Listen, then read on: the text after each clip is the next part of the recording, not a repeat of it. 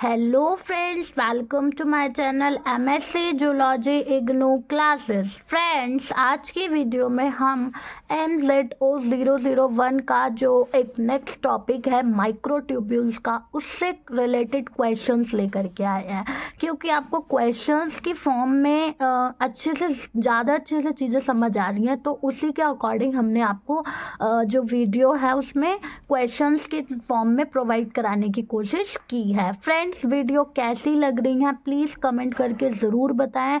आपकी कमेंट से ही हमें ये पता चल पाएगा कि आपको किस तरह की वीडियोस चाहिए, तो प्लीज़ कमेंट करके ज़रूर बताएं। चैनल को लाइक करें, शेयर करें और ज़्यादा से ज़्यादा शेयर करें, ताकि और जो भी स्टूडेंट्स हैं एमएससी के, उनके पास ये वीडियोस पहुंच सके और वो भी अपनी व्यूज़ इनके बारे में बता सकें, और इस वीडियो से जो भी बेनिफिट्स आपको मिल पा रहे हैं वो सभी बच्चों को मिल सके।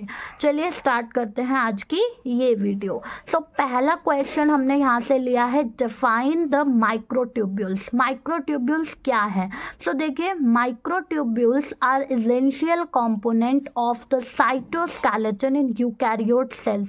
जो यूकैरियोटिक सेल्स होती हैं उनके साइटोस्केलेटन का सबसे इम्पॉर्टेंट जो पार्ट है, कंपोनेंट है, वो क्या है? माइक्रोट्यूब्यूल्स है, right. They are responsible for maintaining the shape of the cell. Microtubule किस लिए रिस्पॉन्सिबल है? सेल की शेप को मेंटेन करने के लिए। Transporting organelles inside the cell, cell के अंदर जो ऑर्गेनेलीज हैं उनको ट्रांसपोर्ट करने के लिए। एडिंग सेल डिवीजन के लिए। And protecting the cells from environmental stressors, और सेल को एनवायरमेंट के जो स्ट्रेस है, बाहर से होने वाले जो भी स्ट्रेस हैं उनसे प्रोटेक्ट करने के लिए ये माइक्रोट्यूब्यूल्स इंपॉर्टेंट है। They are made up of tubulin proteins, ये ट्यूब्यूलिन प्रोटीन्स के बने हुए हैं। And have a diameter of 25 nanometer, और इनके पास जो डायामीटर है वो कितने नैनोमीटर का इनका डायामीटर होता है? 25 नैनोमीटर का डायामीटर होता है। और बने किसके हैं? ये ट्यूब्यूलिन प्रोटीन्स के बने हुए हैं। एंड ये हैं कैसे? हॉलो सिलेंडर्स हैं जो कि 13 प्रोटोफिलामेंट से जॉइंट होकर के बने हुए हैं। तो ये था आपका माइक्रोट्यूब्यूल्स, राइट। नेक्स्ट है आपका सेकंड क्वेश्चन है, जिसमें हमें एक्सप्लेन करना है role of microtubules in cell division, कि आखिर सेल डिवीजन में, एक सेल की डिवीजन में माइक्रोट्यूब्यूल्स क्या रोल प्ले करते हैं। तो देखिए, माइक्रोट्यूब्यूल्स क्या है? हॉलो ट्यूब्स है, ठीक है, जो कि एक बड़ा रोल प्ले करती हैं सेल की डिवीजन में। कैसे? बाय सेपरेटिंग क्रोमोसोम्स, क्रोमोसोम्स को सेपरेट करके। कब? During mitosis and meiosis, mitosis और मियोसिस के दौरान जब क्रोमोसोम सेपरेट होते हैं तब ये हॉलो ट्यूब्स जो हैं अपना एक रोल प्ले करती हैं, राइट। सेंट्रियोल्स की बात करते हैं हम, जो कि दो आइडेंटिकल माइक्रोट्यूब्यूल्स स्ट्रक्चर है, ठीक है, जो कि कहाँ पर लोकेटेड होते हैं? सेल न्यूक्लियस, जो सेल होता है उसका जो न्यूक्लियस होता है, उसके न्यूक्लियस पे ये दो आइडेंटिकल माइक्रोट्यूब्यूल्स जो हैं वो होते हैं, right. Act as the starting point for microtubule, ठीक है, और ये वहाँ पर किस तरह का काम करते हैं? एक स्टार्टिंग पॉइंट का काम करते हैं। किसके लिए? माइक्रोट्यूब्यूल के लिए। And extend outwardly for DNA separation, और फिर आगे ये डीएनए के सेपरेशन के लिए चलते हैं, राइट।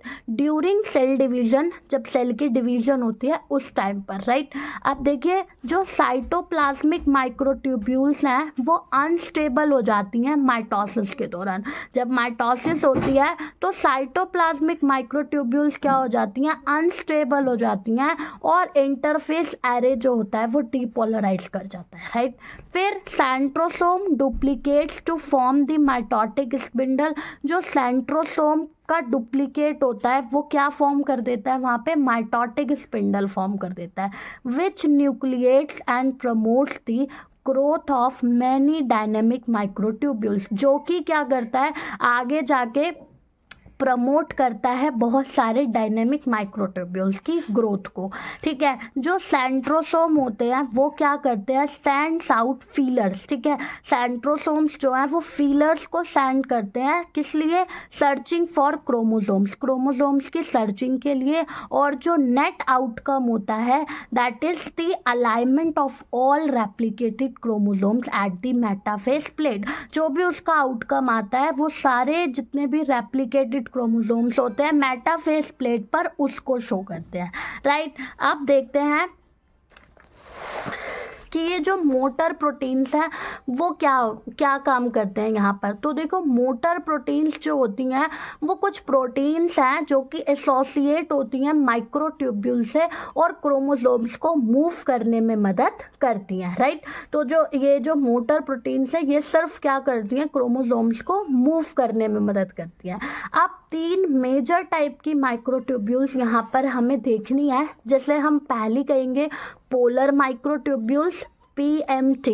ठीक है, सो ये जो हैं these microtubules extend across the cell, cell के पास ये माइक्रोट्यूब्यूल्स क्या हो जाती हैं, एक्सटेंड कर जाती हैं एक क्रोमोसोम से दूसरे क्रोमोसोम तक। ठीक है, and they overlap in the centre of the cell, और सेल के बिल्कुल सेंटर पॉइंट में ये क्या कर जाती हैं, ओवरलैप कर जाती हैं। ठीक है, और उससे क्या होगा, स्टेबिलाइजिंग द स्पिंडल पोल्स, जो स्पिंडल पोल्स हैं उनको ये क्या कर देंगी, स्टेबिलाइज कर देंगी।